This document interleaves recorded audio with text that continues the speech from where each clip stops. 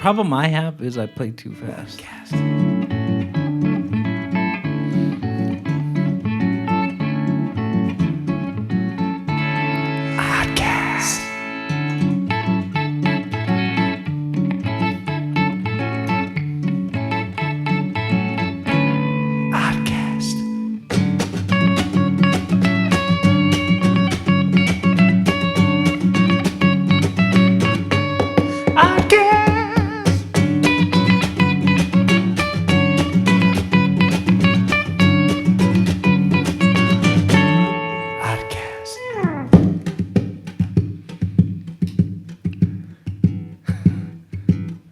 Was good.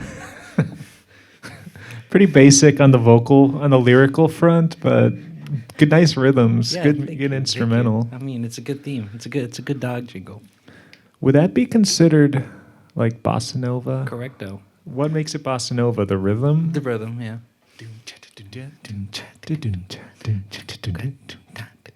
I wish I understood rhythmic notation a bit better because I want to know how to describe that rhythm. Because it's still like 4/4, but it's got that spice. Yeah. All right, let's take a shot. For the people who have seen this episode or podcast before, this is the same stuff that we drank before, the marijuana mezcal hybrid thing. I just brought it back because it smells so good. It does smell good. Cheers for a good episode. Cheers. It's got such an interesting flavor. Doesn't it? It's What's the proof on it? Is it 38 or 42 or something like that? And this beer, Indio beer. Yes. The Indian. Cheers. Right? Yes. It's fine for you to say it, man. That's what the beer is. So what do you think of the beer? I like it. It's smooth. It's not trying to be anything super fancy, which sometimes you just want a simple, drinkable beer. Don't you taste the caramel flavor, like the brown sugar a little bit? I was reading that on the back. Does They it have mentioned that, though? Caramel malts. That's okay. Dark color lager brewed with caramel malts. Oh, that's fine. I guess I do. It does have like a sweetness. Yeah. I'm going to turn this down a bit because Yeah. we don't need to be... Too loud. You don't want the audience. I mean, you don't want the neighbors to look at us. This is the most like... I was going to use possibly a politically incorrect word. The most like bootleg setup for audio. We aren't using headphones like a lot of podcasts. No, and I like that. And I like that. Me too. But we do it. I think it does help to hear if Both you're of talking us? into the mic or not. True, So true. that's why we're talking out of an amp like we're at band practice or something. Yeah. The Band Practice Podcast. The Band Practice Podcast. Man, you listen to a lot of podcasts. I do. I didn't know there was a video gaming podcast, but at the same time, I shouldn't be surprised. There's about 2 million video Yeah. game podcasts in the world. Yeah. I mean, I know there's twitching and streaming and all that stuff. I don't really watch streamers, but I do listen to podcasts like about the history of video games and people playing games. Do you have a favorite video game? I haven't thought about like a favorite. There's a lot of games I played in my youth and up till now that I really enjoyed. Have you heard of a game called Deus Ex from No. 2000? No. It's like it's a first-person shooter, but it has a lot of RPG elements. It looks pretty primitive for today's standards, but it was my favorite game as a kid. What's that video game where Nine Inch Nails played the soundtrack? It was in the 90s. Was it Quake? Quake, yeah. Was that a good one? Did you play that one? I was never super into like those id Software games. Quake and Doom, they were like really huge though in the 90s. I heard it's supposed to be a great game. Yeah. I haven't played it, but I heard Doom is great. I don't know. For me, when I was a kid, Zombies Ate My Neighbors has sentimental meaning behind. For me, I like it a lot. It's fun. I never finished it. I went all the way to level 50 something. There's so many levels in that game. I've never played it. I don't even know what it really looks like. Oh, dude, it's a great game. It's a great game. You know, just two teenagers killing zombies. Super Nintendo, Sega Genesis, period. It's from that era. It's that old. Yeah. I liked Left 4 Dead 1 and 2. Oh, wow. It's a good one. And also, I love What my did you Mario play Kart. it on? PC? Left 4 Dead? No, I think I played it on Xbox. Okay. Even though I never had an Xbox, I always went to somebody's place who had the Xbox and played there. I also love Mario Kart from Nintendo Switch. I was never good at Mario Kart. I never had it myself, but anytime I played it at a party or a friend's house, I would always be in last place. That's a shame. I'm sorry. Sorry, I get really competitive in that game. Really competitive. That game is not skill-based to me. None of those Nintendo party games, they'll just have some random like power-up that fucks up everyone who's doing well, and then you're back in last place. It's so unfair. I mean, Mario Party's the worst for the same reason. But there's ways to stop the blue shell if that's what you're talking about in Mario Kart. Something like that. There's like a million. There's like bombs and missiles, and I don't like it. It's okay. I don't really like Nintendo in general. Wow, that's a controversial take. Just wasn't something I grew up with, I guess. I had a Super Nintendo that my uncle loaned me and my sister, and I loved the games on that, but never had anything past that. Like, what was that sound? Drinking this, I really like this beer. That's how you drink something you like? How do you even make that? How did you make that sound? Sucking it, I guess.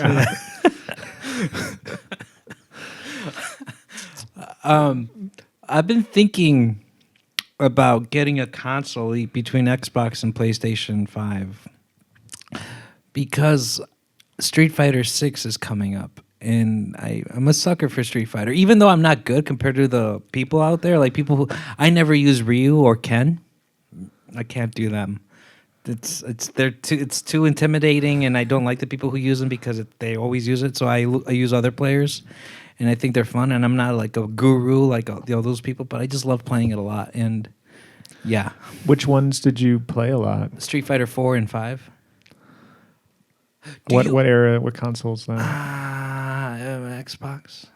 Just the first Xbox? I forget which Xbox. Street Fighter on Xbox doesn't even sound right. It sounds like more of a PlayStation. My friend played it on an Xbox. So. Okay. On the 360, I think. I could be wrong. Dude, I was going to say something and I just forgot. Okay, whatever. Sorry. I cut you off with a random question. Like, what console? Yeah, what console? That doesn't matter. I just never really was super into fighting games. They just seem like you bash buttons till you win or die. Mm-hmm. So what is your thing? What is your cup of tea? I like a lot of different kinds of games. Like, I played a lot of racing games growing up, like original Gran Turismo. No.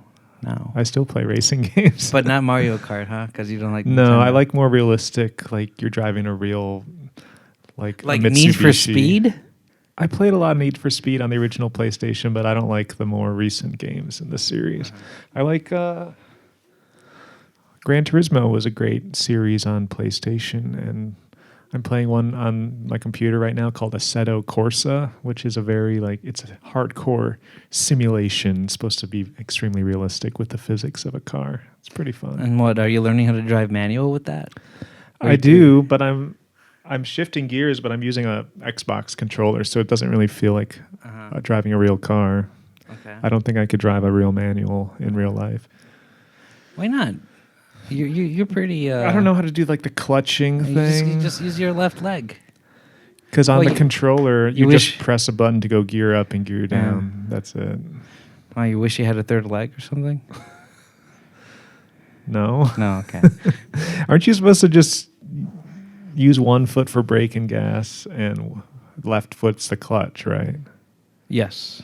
You're not using your left foot for the brake. Yes, correct. Or you use one... How do I do it? No, I use my left foot for the brake and the clutch. I use that for the brake and the clutch And your because you have right to. foot just stays on the gas. Accelerate. Yeah, because you have to. Because when you use the clutch, you need to use the gas to move to the shift. So you kind of have to even it out.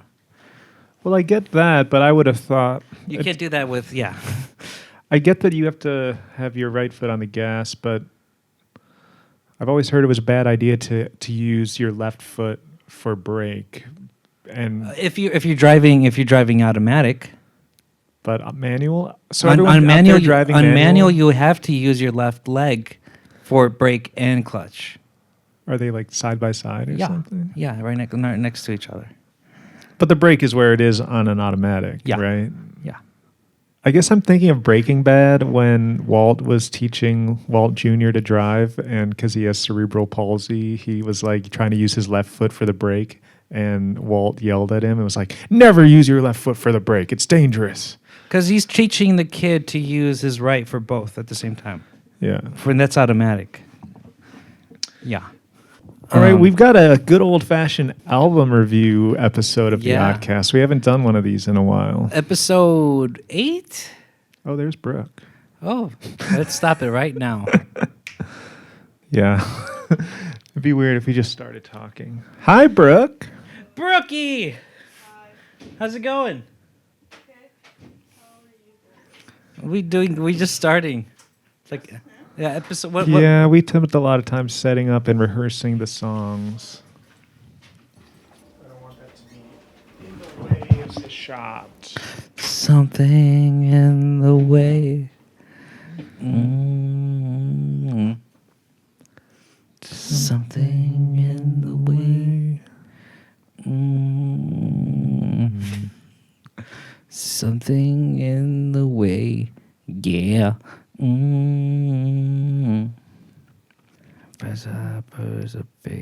you like Nirvana? I love Nirvana. Nirvana was my favorite band when I was a teenager, when I was a preteen, my middle school and early high school years. I'm surprised you weren't more into Smashing Pumpkins. I thought they were okay at the time. They seem to be pretty big in Latin America. Did you see the it was in setup Mexico for the World is a Vampire festival? That's part of what Billy was doing down in Mexico City. That was the World is a Vampire festival? Yeah. And it's the two headliners were Smashing Pumpkins and Interpol, which I've heard Interpol's also has a pretty big Latin American Dude, following. I discovered Interpol when I was in Mexico. Yeah. Really? Yeah. I saw the bands that played there, like at the festival, seeing the Smashing Pumpkins thing. There was only one band that I liked there, and they played at 2 p.m. El Shirota. They're like an indie underground rock band. They played here in Chicago. They were even on the main flyer. Yeah, they just listed the like American bands. Episode 8. All right, episode 8. Yeah, we've spent it's been almost a month since I think we did the guitar episode. Yeah, it's just because our schedules did not synchronize. Yeah, and that's and fine. And then we also feel I don't want to say it. The music selection was a bit complicated, to quote Avril Lavigne. Yeah, I mean, I don't know about you, but I felt kind of a responsibility to like really give the music a chance. Yeah. Because I don't think you can review music after 1 or 2 listens. You gotta like integrate it as part of your life for a while. Especially if it's an artist that you don't know at all. And I gave that to you. I gave that weird curveball, like 2 artists that you haven't heard. I want to say you never heard of, but I don't want to assume. No, so you're right. Okay. I've never heard of them. And I don't understand the vast majority of the lyrics, which is something that we can talk more about, like how music hits you different when you don't understand what the lyrics are. Ooh, so you already have some ideas of what to talk about. I mean, that was... Ooh, this is fun. I don't have anything like planned out, but I wanted to get your thoughts because I don't listen to a lot of like music in foreign languages, maybe a little bit of Asian music occasionally. It's funny you say that. I have this coworker, he's Chinese. I love Chinese music, especially like the the Carpenters type of like sad piano and with someone, with a female singing. It can be a male person singing, but mostly I like a feminine voice singing, and it's really sad and melodic. And I asked him like, "Yo, man, give me some of that stuff." So he gave me a long list. Originally, it was like techno music with Chinese, melodies and all that stuff. And I'm like, dude, I can't do this techno, like 90s techno stuff. Give me something more old school. And he did, and I'm enjoying it. He gave me so much that I tell myself I got to listen to one Chinese song a day, and it's some good stuff. Is it all just like solo piano and voice? No, sometimes there's like strings or guitar or stuff like that. It's like, rock ballad. It's like Richard Marx if he was Chinese. I don't know who Richard Marx is. You don't know who Richard Marx is? Oh, sorry. I should have reminded you. No, it's okay. Famous 80s pop singer, kind of like Michael Bolton. I'm into that stuff, especially if it's in Chinese. Yeah, so I'm enjoying it a lot. There's a particular, I think it's a Cambodian ballad that was in a movie. Hold on, I'm just wanting to turn off my screensaver so it doesn't come back on. Have you ever seen the movie The Rover? It's an Australian post-apocalyptic western. No. Guy Pearce and Robert Pattinson were in it. Oh, okay. It's a good movie, but they use a random Southeast Asian song, and I just love the melody of it so much. I was using it to practice my slide licks for a while. Can you hum it a little bit for me? I can't really, they do so many little runs in that style. Like the singers are so good and their pitch is so on point. It almost sounds like a slide, but it's the voice. Okay, so what do you want to talk about first? I was wondering that too. They both albums came out. They were like a few years old, like pre-COVID, 2019 or 2020 for both of them. Yeah. So I really don't know.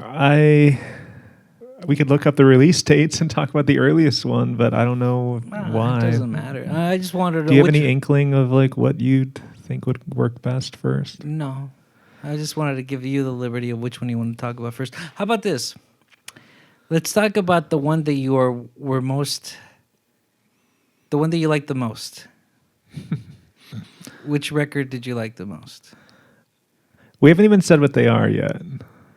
Oh. What will it be in the title and description? Yeah, I guess totally. It will be. Yeah, it's for people who hasn't seen it, it's Liniker, Brazilian trans woman musician, and Bruja de Texcoco, a Mexican trans woman musician. And I forget the name of the albums because they're pretty long, and I had to use my phone to listen to tell you from the last episode. Indigo was the Liniker one, and Bruja de Texcoco is Michelada, something like that. It was like Bruja de...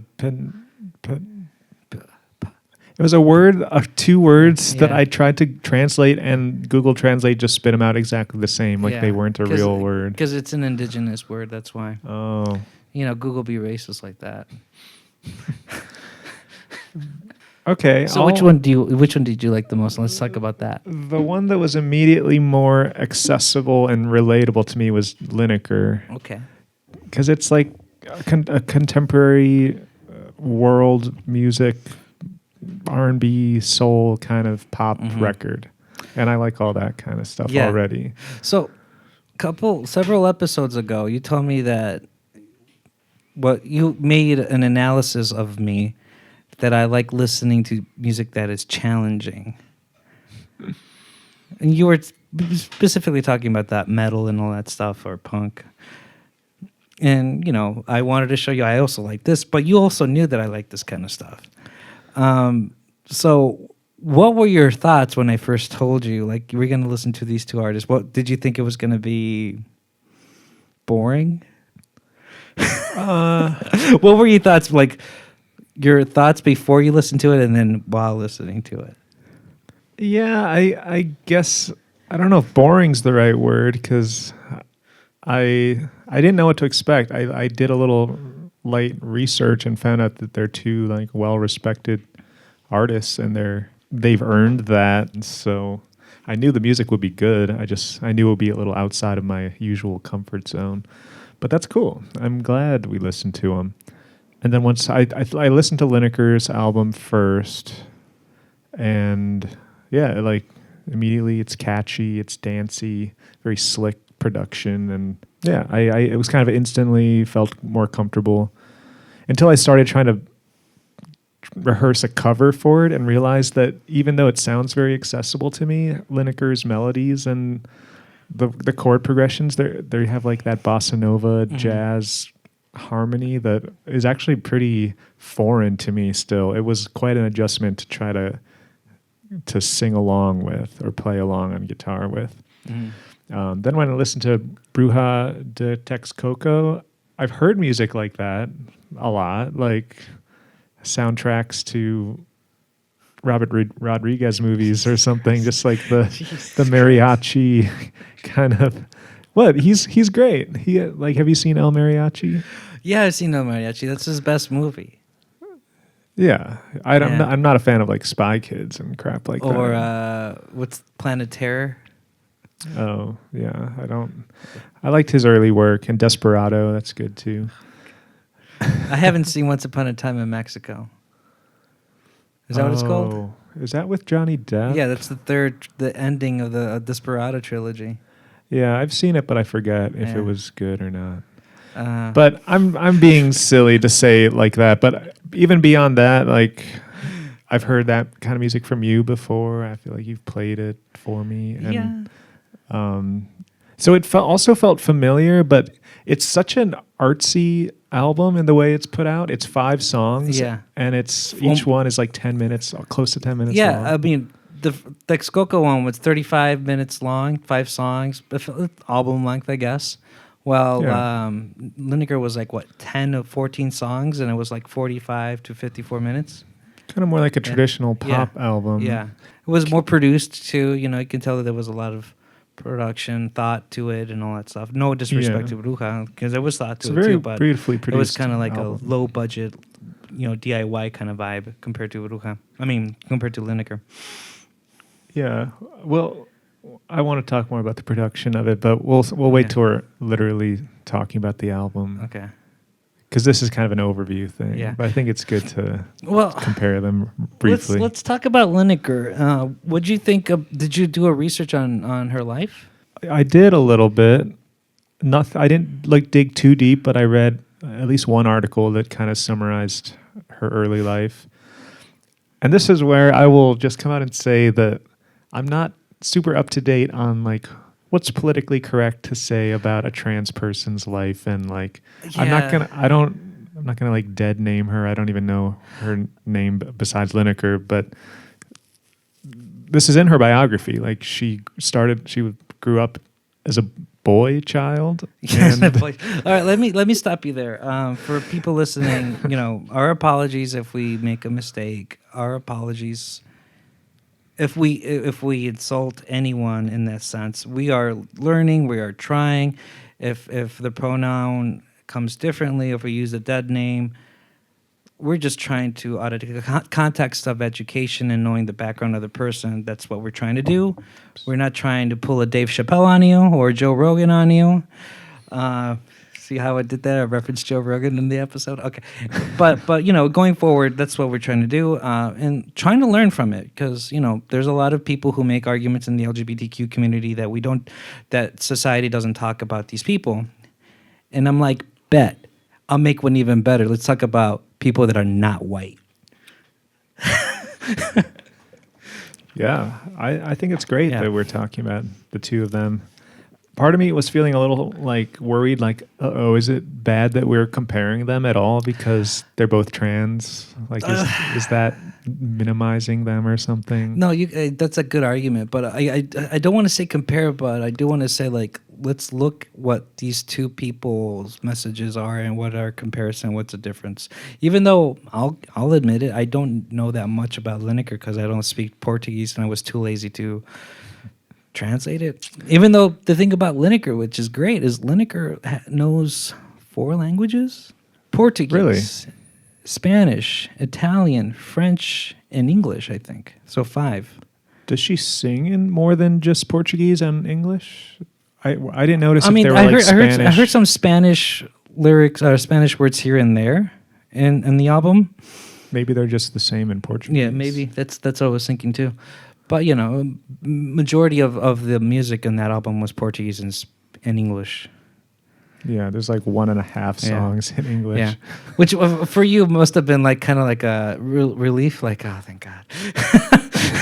I mean, I don't want to sound like that, but I wasn't expecting to hear English, and then like on the 3rd or 4th song, you get Lili, and then I'm like, oh, I'm at home again. I can understand the meaning of the song, and it does like music hits different when you understand every word. Yeah. I'm sorry, but like it does. That's why we're limited as people if we don't speak more than one language, because there's so much culture and music and art in the world that's you're always going to be like not hearing the full message. But I did take the step of looking at the lyrics and translating some of the songs. And educate me, Dylan. Well, I didn't do that part. Clow is about a dog. You can tell from the barking and the. I don't know if I saw the music video. Well, we just saw it here with the thing and the dog. Okay, Yeah. I think that's called it was like a visualizer. It's like maybe. the same 3 or 4 shots, kind of just back in, repeated. yeah. I guess there is a dog in that. I wasn't really paying attention to the video, but yeah, like literally the word dog in Portuguese is in it. But anyway, the other songs, the lyrics are pretty abstract. They're Bruja to Texcoco. The lyrics are, I think, actually better.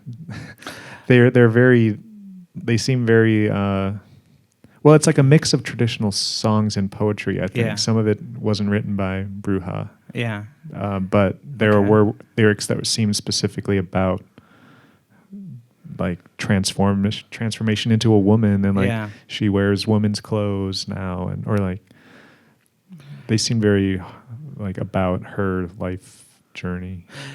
I like Bruja's poetic. It's really poetic. Her words are really poetic, and it does hit you. But let's talk about that later. Let's go back more about Liniker's life. Yeah. Well, do you know much more about her biography? Because I can tell you what I read, but it's not much. I talked to a friend of mine about it. They gave me kind of like an explanation about it. She basically went to an art school to be a dancer or an artist or one of them two, and then she kind of stumbled upon music. She liked the music and like she fooled around with it, and then that's when she says, okay, I'll do the music thing. And around that same time, she started learning about herself and transitioned to be more of a trans woman than an AMAB. So it was around a what? Okay, so AMAB means a male at birth. Oh. AFAB means a female at birth. Okay. So a little cool side note in Liniker's story, she had a band before she went solo, Liniker and Carmelos. It's funny that we were just talking about Carmel, and her band was apparently a play on words like caramel and mellow, because it's not a real Portuguese or any like Spanish word or anything. It's just a made-up word. They played a free concert. Well, I'm assuming it was free because most of those summer Millennium Park concerts are free. They played at Millennium Park in like 2019. Yeah. I mean, was that her band or was that her? That was her band. It was. There's a YouTube video of it, and I saw that YouTube video. And Carmelo, just like in a pink. Yeah. Dude, her vocals, man. That's one thing I love about Liniker more than Bruja. Liniker can sing. Motherfucker I think can sing. They both can sing, but Liniker's better. She's more of like the classic diva. Powerful. Yeah. And the range we were talking about earlier. She can sing really deep, low notes, and her voice is like naturally quite resonant and like full in the lower register. Yeah. But then she can go really high too. Yeah. It's pretty incredible. And her control is great. Her control is fantastic. I forget that that's an important thing about singing. You need to learn how to control.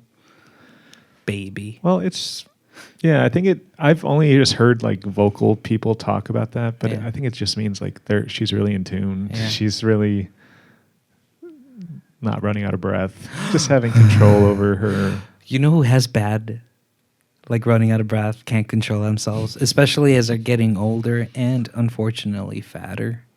Bon Jovi. Axl Rose. I mean, all of these once like former pops rock guys are like they can't sing the same anymore.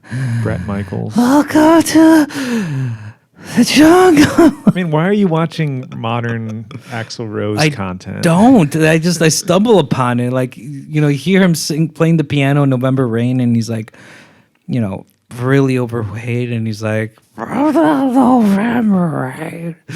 Just really, really sad. It's just, Axl, you need to stop. But at the same time, I don't think Axl can do anything but to sing Guns N' Roses songs. Anyways. Or Axl Rose songs. Doesn't he have some solo albums? I don't know. I don't want to know. I don't care. Yeah, I don't care either. I've never really been a fan of Never been a fan Axl of Rose or Guns N' Roses. The Guns N' I don't like Slash. Me Did we neither. talk about that in the last episode? No, he was notably absent from our Thank God. combined top 10 guitarists. I thought you were going to bring him up because he plays a Les Paul. I don't like people just because they play a certain guitar, Oh, especially really? not a Les Paul. Really? Okay, I thought Yeah. you did. I thought you did. Gary Moore I love Jimmy Page. is a rare exception. His playing in Les Paul is great. Okay, back to Liniker. Yeah, so Liniker, do you know how old either of these artists are? I was trying to look it up and you can't find No, it. but I think Bruja is older than us. I mean, older than you. Not me. Liniker, I think she's maybe late 20s, early 30s. Okay. What's phenomenal about Liniker compared to other artists, like she's the first trans artist to win a Grammy. Oh, I didn't Yeah, know she won a Grammy. Grammy. That album, like the reason the album is big is because it won a Grammy too. So I wanted to really? hear what the fuzz is about. And What was the Grammy? Was it like... a Latin Grammy Award for Best Record of the Year, I think, or Best Oh, Album of the cool. Year. It does have, as much as I hate adult contemporary music, it does have that vibe of adult contemporary music where you might hear it on XRT, but it's good. It's tastefully good. I think. Yeah, I totally agree. Your XRT thing threw me for a loop because Yeah. they're more like... They're adult contemporary, but they have much more classic rock, folk, indie kind of slant. I can't really hear them playing like a Latin pop album. I mean, unless they're trying to like expose themselves, like here's a little bit more avant-garde, and then they play that, and when it's not avant-garde. I made a joke to a friend of mine. It wasn't a joke. I was kind of being serious. I asked him if, because as you get older, your music tastes change. And I was like 25 when I said this, and I said to him and among other people, if you see me listening to XRT, kill me, or tell me so I can kill myself, because I don't want to be that adult. I don't want to be that adult who listens to hardcore punk and then later on they say, yeah, I like Wilco. And they only listen to nothing but Wilco. It's just like, I don't want to be that guy. Or listen to Fleet Foxes, or what's a band, Maurice and the Sons, or not Sanford and Sons. Mumford and Sons. I don't want to be that. I don't want to. No. I can't do it. I can't do it. Well, And then when I listen to Liniker, I'm thinking like, am I getting closer to the edge of listening to XRT because I won a Grammy and all that stuff? see, I didn't know it won a Grammy. I was just Yeah. listening to it as music, and to me, it feels very Jesus far Christ, removed from that world of Yeah. XRT bands Thank God. Okay. that you just listed. You saved my life, Dylan. You saved my life. Thank you for saying that. But I like a lot of stuff they play on XRT. That I know if you I'm do. in a car and I have to listen to the radio, which I don't remember the last time I just listened to actual radio. XRT is pretty reliable for like giving me at least a couple songs that I won't hate. I think the only time I will listen to XRT is on Sunday mornings, because it's breakfast with the Beatles. That's it. What do you listen to any radio station? Back in the day, I used to be NPR head.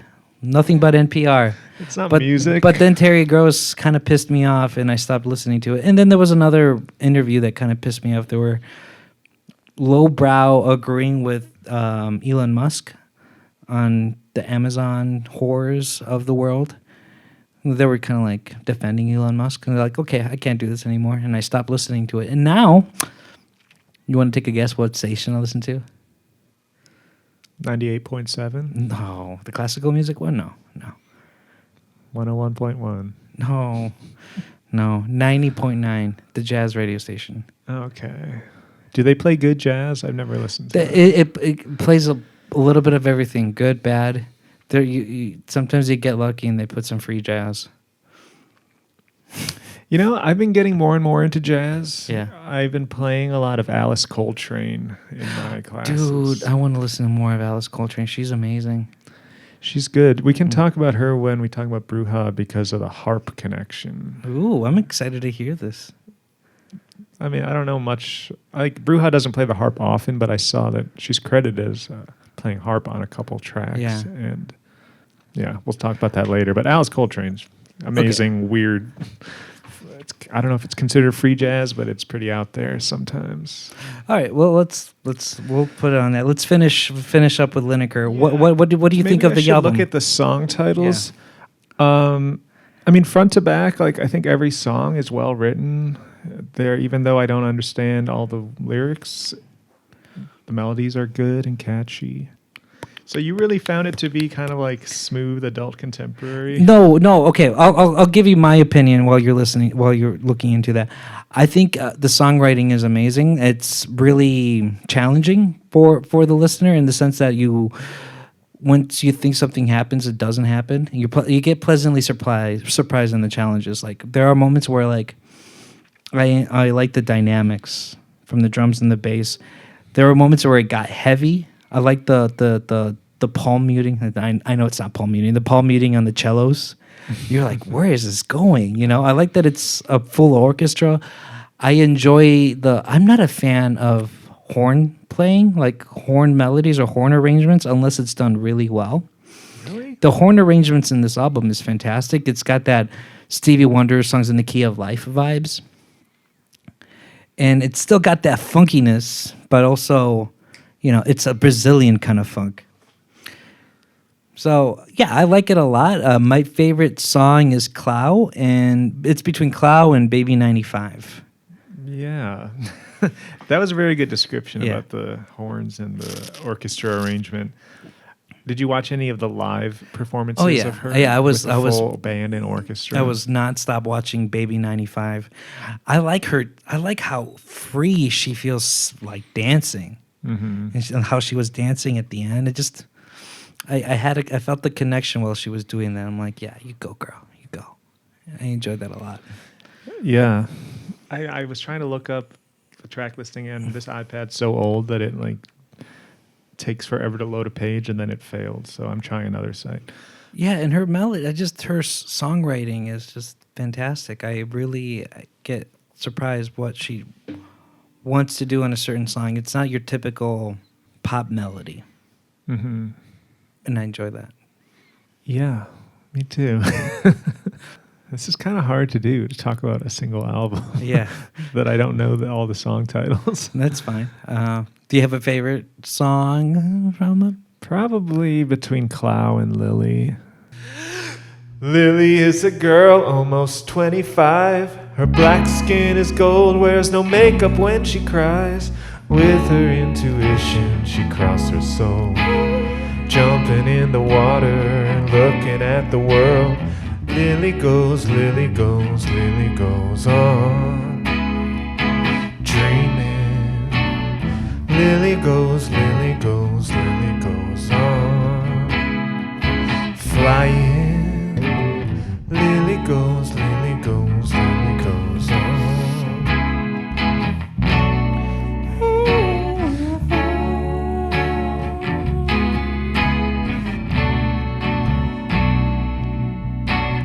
Lili is a girl almost 25. Her black skin is gold, wears no makeup when she cries. With her intuition, she crossed her soul, jumping in the water, looking at the world. Lili goes, Lili goes, Lili goes on, dreaming. Lili goes, Lili goes, Lili goes on, loving. Lili goes, Lili goes, Lili goes on, dreaming. Lili, Lili, Lili, Lili, Lili, Lili, Lili, Lili, Lili. Lili, Lili, Lili, Lili, Lili, Lili, Lili. When you take care of your heart, when you love your soul, maybe you can find Lili. She isn't hiding anymore. She just wants to live. When you take care of your heart, when you love your soul, maybe you can find Lili. She isn't hiding anymore. She just wants to live.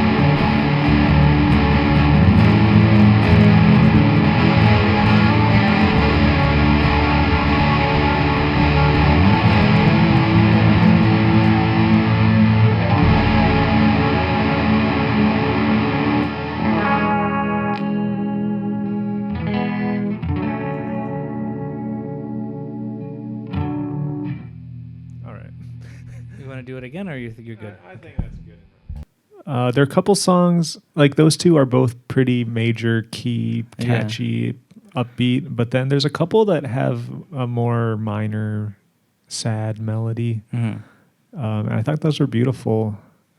They just, I can't remember what they were called or about.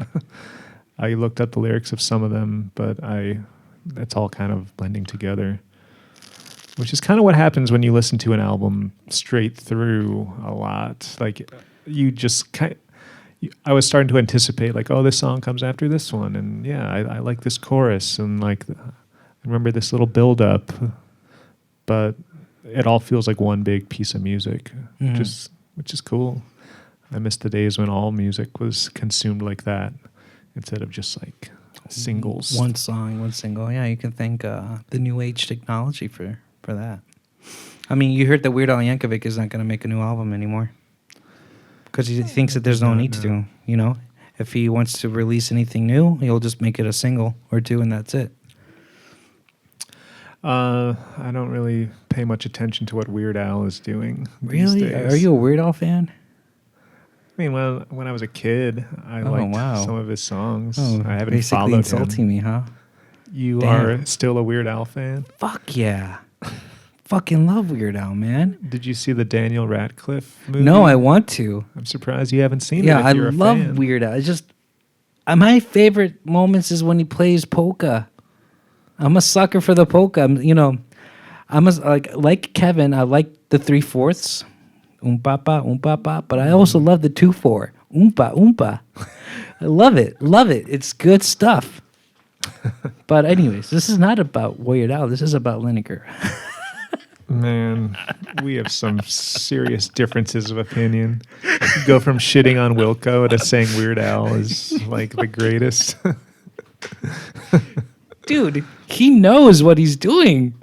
So does Jeff Tweedy. Yeah, he doesn't know from what up is and down is. I go up, I go down. I go left, I go right. Okay. I don't know what song you're referencing, but I know there's a Wilco lyric that is sort of like that. Yeah. I don't think you got it right there. Anyways, we can shit on Jeff Tweedy as much as possible, or you can defend him. That can be a different podcast. Yeah, one of these days I'll force you to listen to a Wilco album. Have you ever listened to a full one? I've listened to 2, 3. No, yeah, I listened to Yankee Foxtrot Hotel, Ghost is Born, and what's this one? Sky Blue Sky? Is that what it's called? Yeah, those are my 3 favorite ones. Sky Blue Sky is my favorite, and it's because of that guitarist. That guitarist is fantastic, smooth, rich tasting. He is the reason vocals pulsating in that album.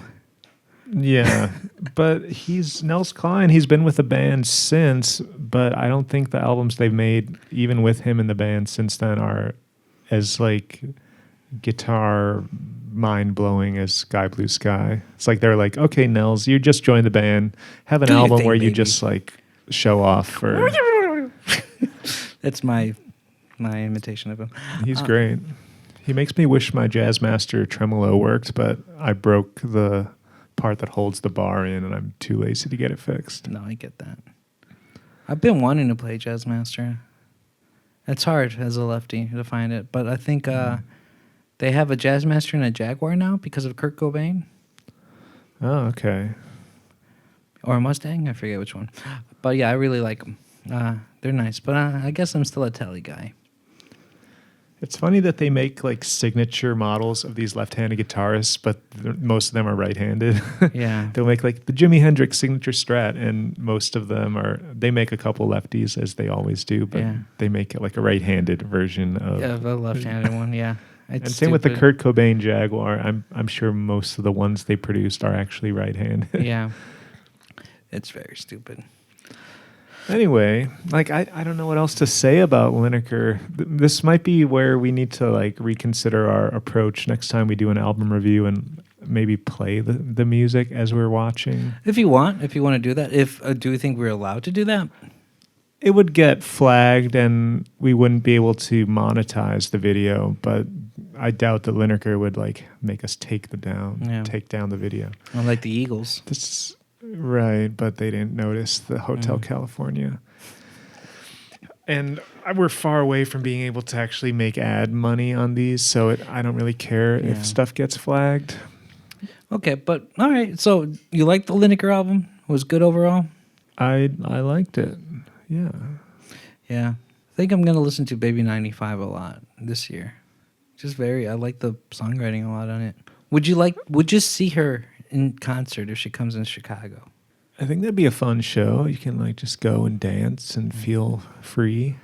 I feel like her fan base would be a very loving, open-minded, and accepting crowd.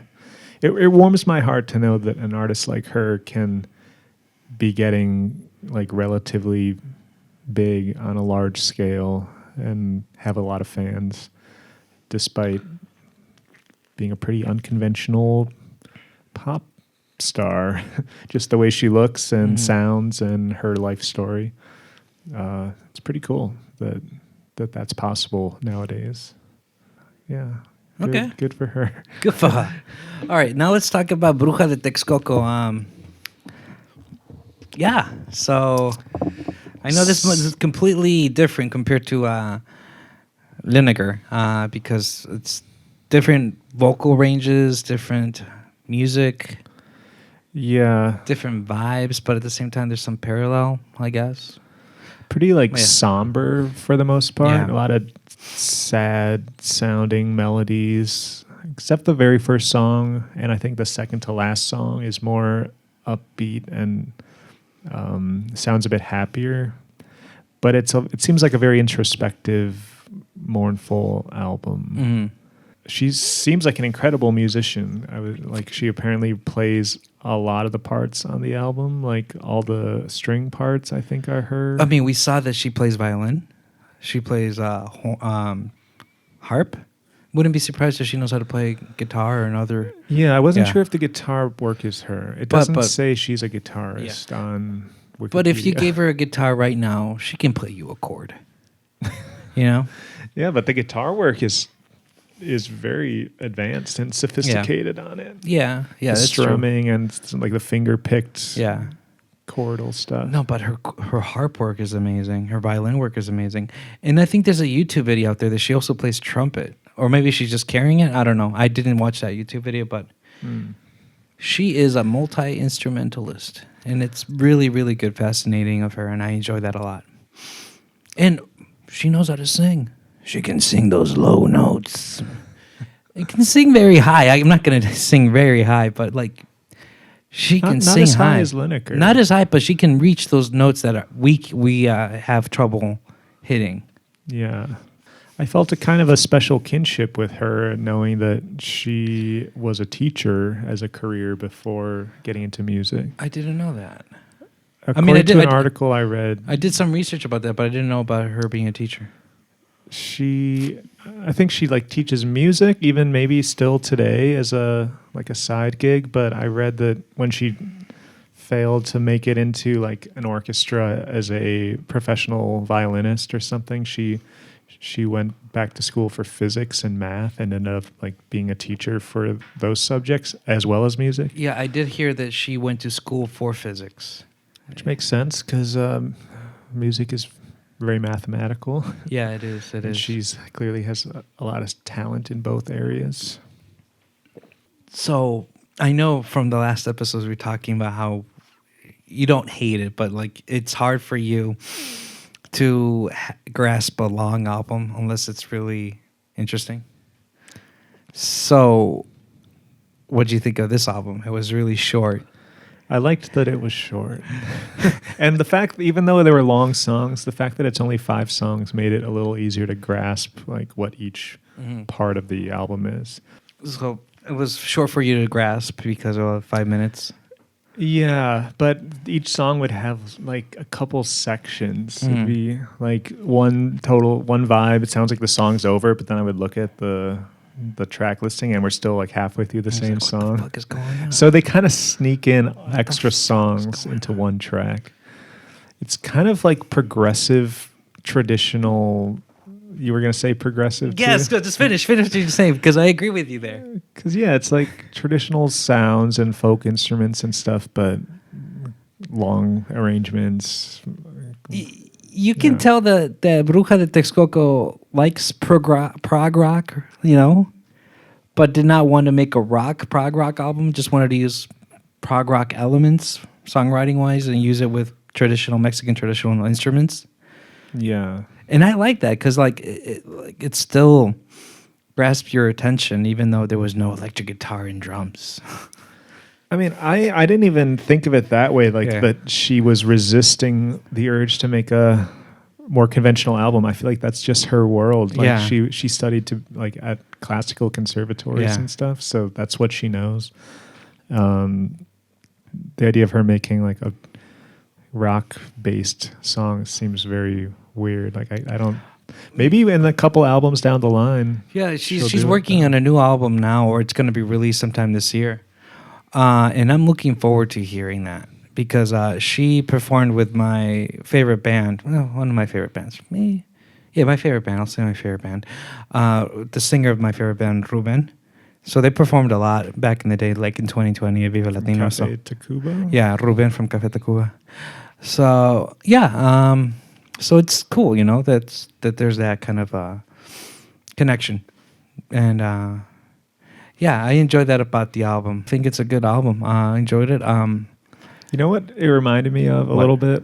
Did you ever listen to Joanna Newsom, harp player? Do you think it had Joanna Newsom vibes?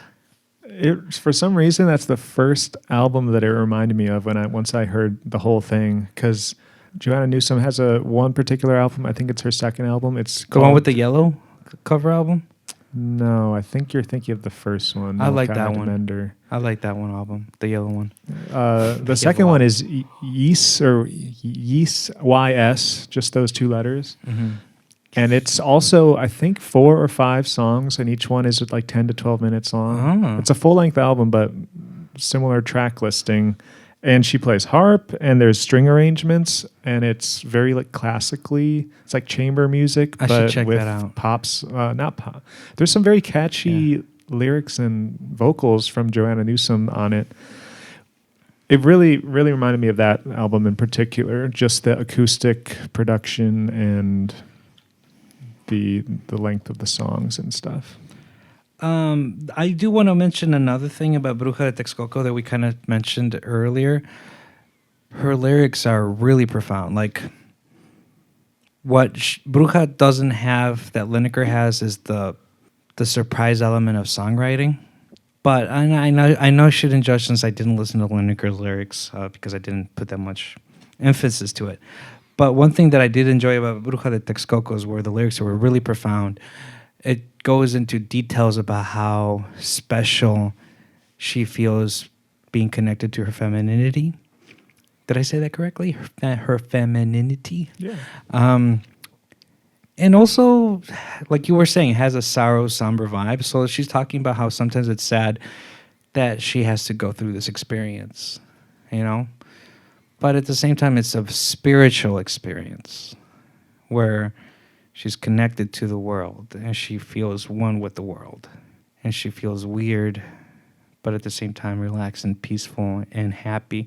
A lot of complicated feelings for being trans. Do you think did she write all those lyrics? I never did the research, but I'm going to say yes. Yeah, I wasn't clear on it, but I saw some writing about the album that said she would like base some songs on like a traditional melody, and I wasn't sure if some of the lyrics are actually like traditional too. Some of them are traditional, or some of them had traditional aspirations, but like I think a big portion of it are hers. Okay. Like I'll give you an example, just a vibe. The first song, Te de Malvón, we were talking about what Malvón is, and we texted each other. It's geranium tea. Is that the right word?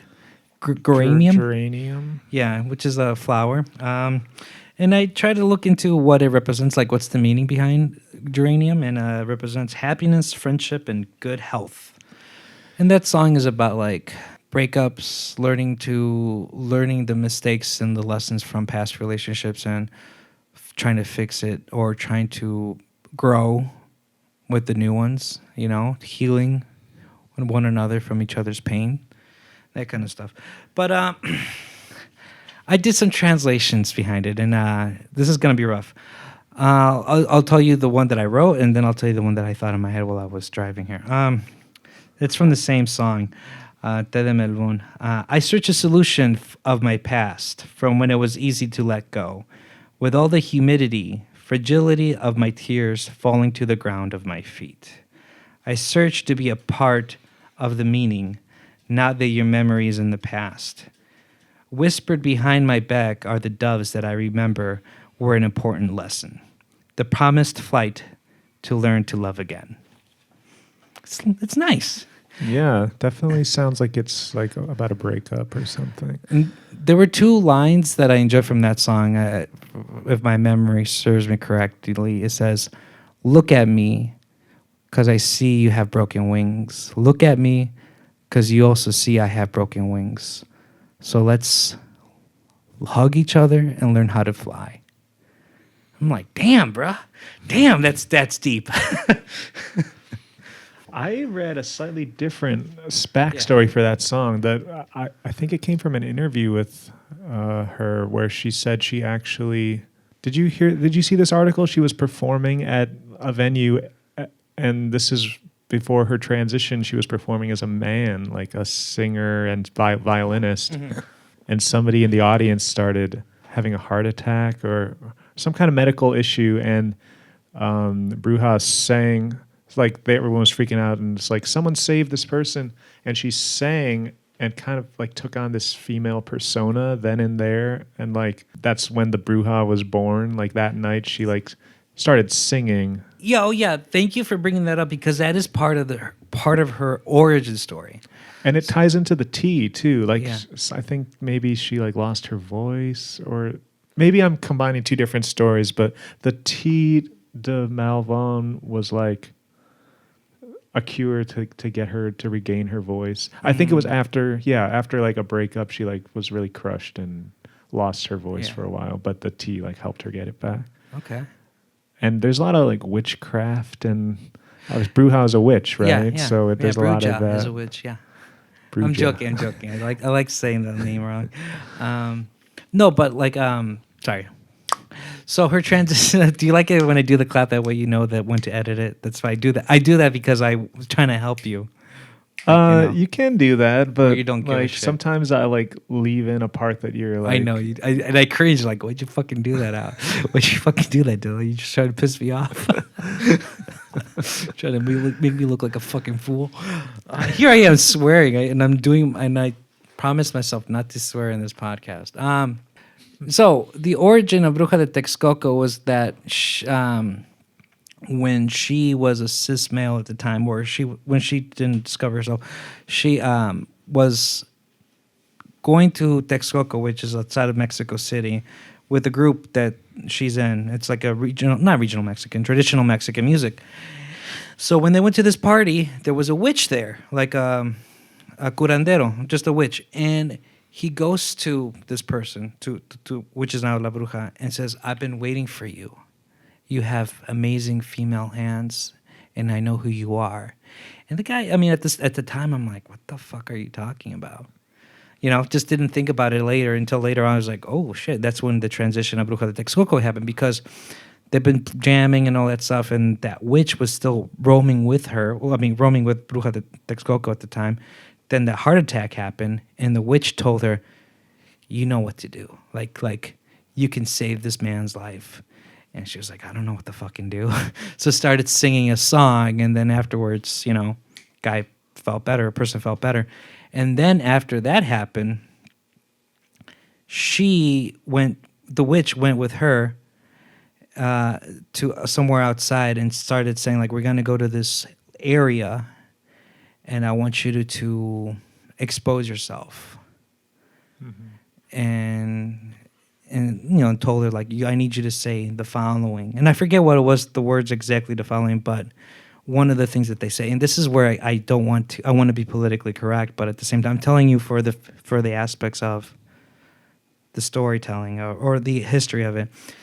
So, and during that moment, she said her dead name, which is Octavio Mendoza. Like, I am Octavio Mendoza, but now I'm La Bruja de Texcoco, because I guess the witch gave her that title. So ever since then, that was the birth of Bruja de Texcoco, and she started falling in love with her femininity because she never knew there was a connection of femininity. Because, you know, you see the pictures like all roughed up with a beard and all that stuff, and she's just now falling in love with her feminine part. Yeah, okay, that's the more accurate version of the story. I remembered the bits and pieces about the saving the person's life with the singing and then the witch, but I had the facts a little screwed up. It's a really cool story. It makes me really believe in like the supernatural. Well, do you think that witch really was waiting I for her? do believe it. I do believe that. But before we go there, are we done with Bruja de Texcoco? Because I do want to talk about that. Talk about what? It's the supernatural? I don't know. Can this just be like a little tangent? Go back and in forth. case we have any more to say. I have nothing else to say. Okay, well, we'll say what you want to say about the supernatural, then I'll see. Do you believe it? Do you believe in it? Yeah, I think I do. I've seen pretty compelling evidence in like ghost hunting shows. Where obviously they're trying to get content for their show, so there's always the possibility that it's staged, but they're just like coincidences and equipment manifesting things, like communication through spirit hunting devices and stuff, that I do think there's something to it. that there's like energies around that can manifest that we can't necessarily see. I don't think there's like full apparitions of ghosts that just like can walk around and haunt you, but I think there can be energies tied to a place. I agree with you. I mean, I'm kind of going a weird tangent that I was not thinking about, but like I believe more in gnomes than ghosts. I believe that gnomes is trying to pick with you, trying to pull pranks on you, and you think it's a ghost, but it's just a gnome just messing with you because they like to be pranksters. What does a gnome look like to you? Are they visible with the naked eye? They can be if they want to show themselves, but they have the power to be invisible too. Are they like elves? They're just small. Sometimes they do have a hat, or sometimes they don't. Like the gnome we have outside on the door? Yeah, and sometimes they have a more presentable face like those gnomes outside the door. Sometimes they don't. You just don't know how they look. And also, it all varies in sizes. Like they can be like this big, like 2 feet, or they can be like 5 inches. Wow, that sounds to me a lot harder to swallow than ghosts. Really, dude, there's some, you were talking about compelling evidence. There's some compelling evidence on YouTube that makes you say, there's some that are obviously fake, that Of it's CGI'd, gnomes? but there's other ones that makes you say, like, they may be true. They There's do video exist. footage of gnomes? Yes, dude. Yes. Oh my God. No, but like when I was talking about supernatural, I was Well, talking. I'm going to look for that. No, we are, dude. It's gonna be fun. It's a fun trip. I was talking more in the sense about witchcraft because the name of Bruja is Bruja, right? And like, what does witchcraft mean to you in that sense? Like, I think for me, it's just a connection with the spirituality with nature, and how you connect yourself with emotional context. Like, as an example, right here, we kind of experience some kind of magic. You want to call it magic, you want to call it whatever you want, like coincidences or a meaning to the universe, whatever you want to call it, that's fine. However, I don't want to doubt it, or I don't want to deny that what happened was kind of interesting. We were talking about caramel beer and the Indio beer, and then later on you were talking about Liniker with the band, what was it called? Caramellos? Caramellos. Like Yeah. things like that, it's like makes me feel like there's something that's telling us that we're going on the right path. Sure. I believe in that stuff. There's little coincidences that maybe we don't know the truth of everything that exists in the universe. There's maybe things we can't see or explain. Yeah.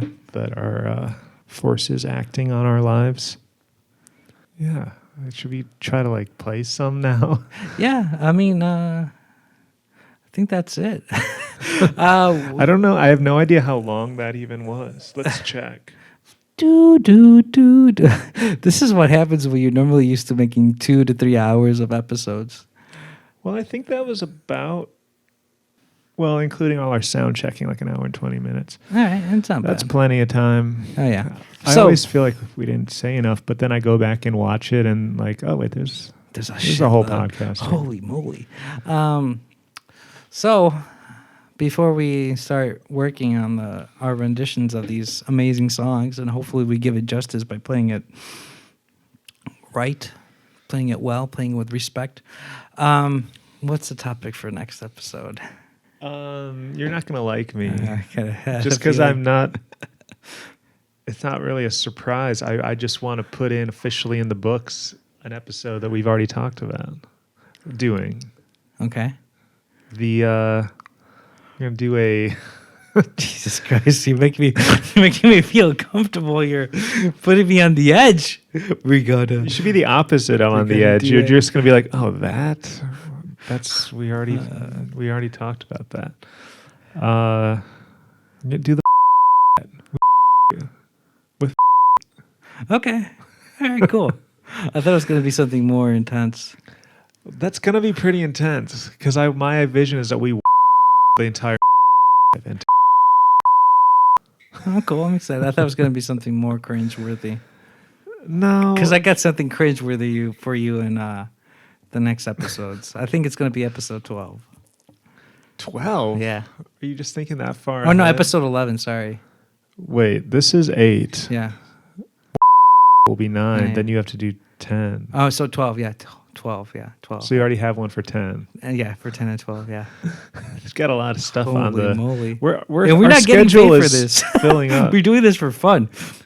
But it's kind of cool if we transition more to like a social thing and talking to more people that aren't just like me and you. Yeah. No, I feel like that's how we'll grow an audience. Yeah, that's true. Getting different people. Yeah. And I feel like I'm going to run out of just like ideas, topics that are just like for us to talk That's about. funny you say that because that's the fear I had after episode 2. The Bob Dylan, when we were done with the Bob Dylan, I was thinking like, I don't know what else to talk about. I think we talked about everything. I mean, I'm really glad we did the ones we did. Kanye, Bjork. Taylor Swift. Taylor Swift was kind of a misstep. I don't know. I think I enjoyed it. I mean, I still cringe that I know a lot of Taylor Swift. I haven't listened to a single Taylor Swift song since we did that. I've been listening to Sweet Nothing here and there because I think that's my favorite song from the album. Wow, you're still listening to that. Just that song, though. Just that song. Yeah. It's funny because the music I actually like recreationally listen to and enjoy is not something I would like feel the need to discuss on a podcast or like make you listen to. Mm-hmm.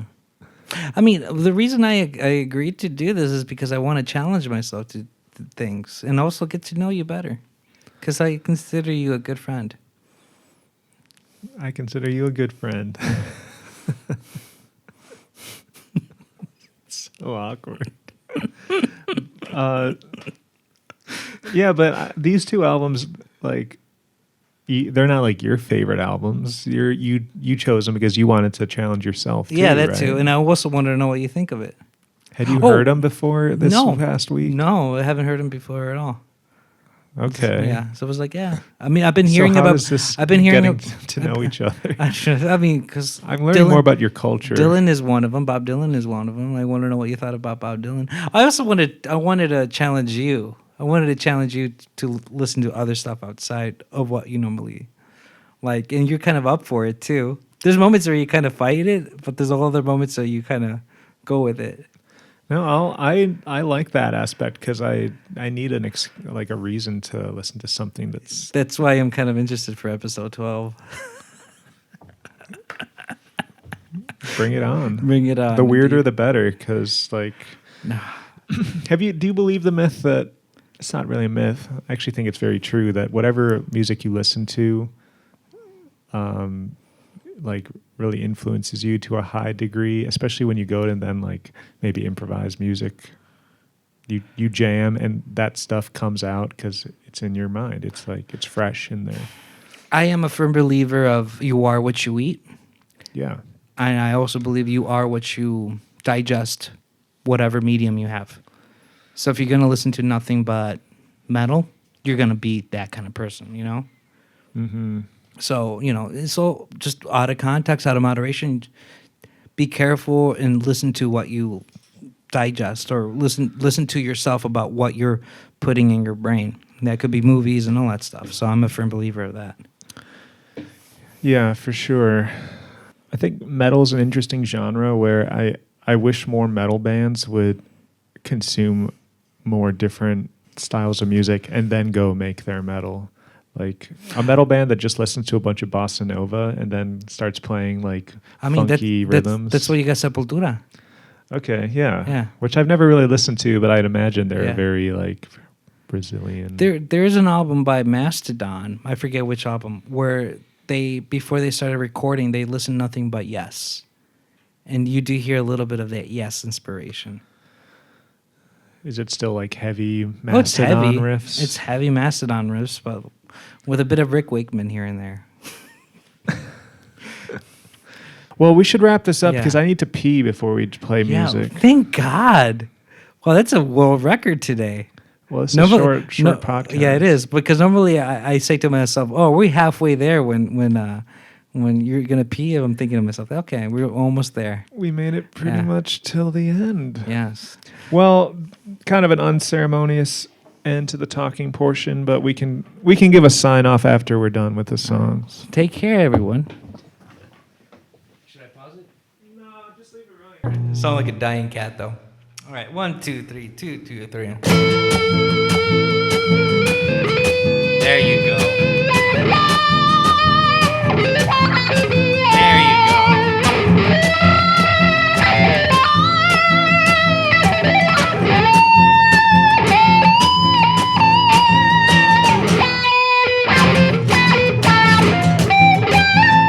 Busco ser parte siempre de la mañana.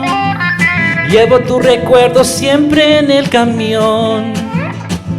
Busco una solución a mi pasado, de cuando resulte a mí fácil desprender. Ay, vida mía, dime qué es lo que pasó. Lo pido al cielo que despiertan el perdón. De ese caso escuchas en el viento, trae mi voz. Pa' la garganta escuchas un té de Malvón. Ay, vida mía, de esto no va a parar. Le pido al cielo, te puedes continuar. Y si algún día la tristeza ha de dar, piensa en las flores que sembran en el mar. ¡Uy!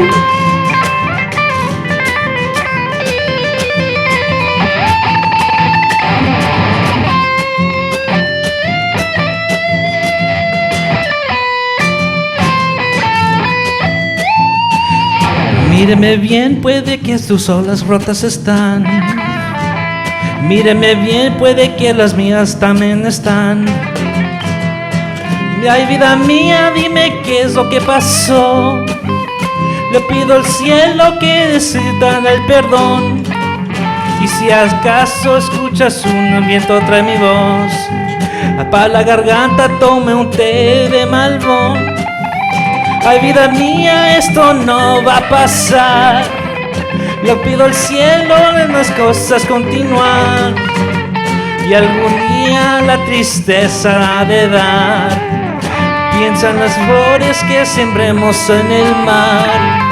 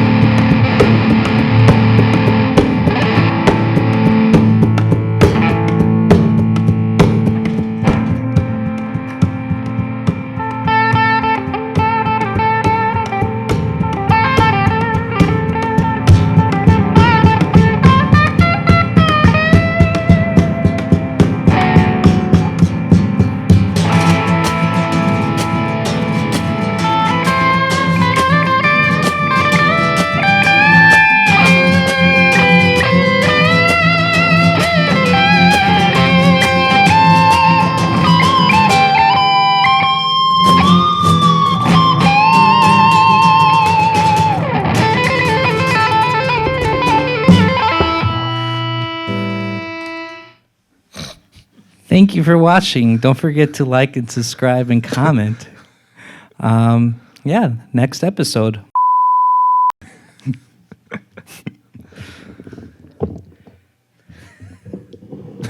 just not going to say anything. Goodbye. I think the last one was the best one. Please don't show the whole thing.